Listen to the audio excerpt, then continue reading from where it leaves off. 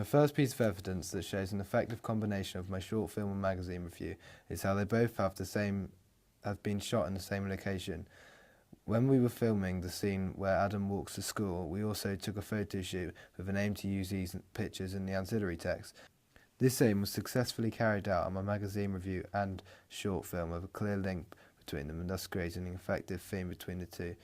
This is important because it addresses my target audience, as it's an abstract idea of the fossil which potentially appeals to filmmakers. This theme attraction to filmmakers addresses my target audience as well. As part of the post-production process, I made a production logo for our company called G&O Productions, standing for Greg and Owen. I then used this production logo on the poster and the start of the short film, both of which follow conventions of the products and create a link between the two products.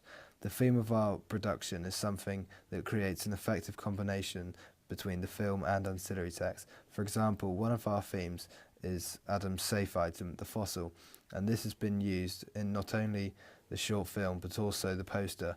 This was an aspect of the film that we wanted to use across other ancillary texts due to close connections with anxiety in the film. Another theme of ours is the handwritten font, which represents Adam's writing, and this has been used in the poster and as well as the start of the short film, and therefore creates a link between the two. I decided not to use it in the magazine review, as it does not meet the conventions of the magazine that I based it around, which was Empire. Finally, I've used the same quote in the magazine review and the poster. This made up quote about the short film by The Guardian. To uphold Sight and Sound's image, I opted to not use the fossil in my magazine review. This was to create an ancillary text which was independent from the film and poster, as I felt a more professional, independent ancillary text was more appropriate here.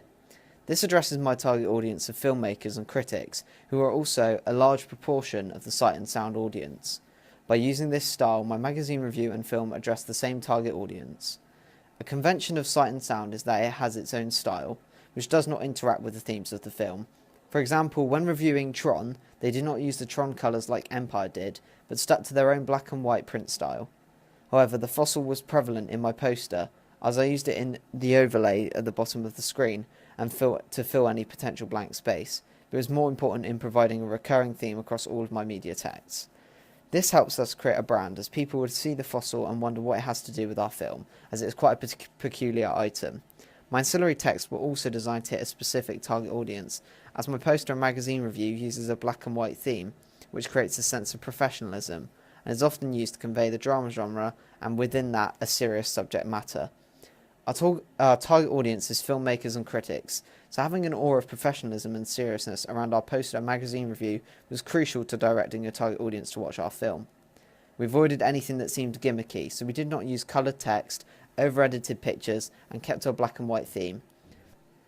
I used the same posed portrait-style photograph in both ancillary texts, which creates a connection between the two.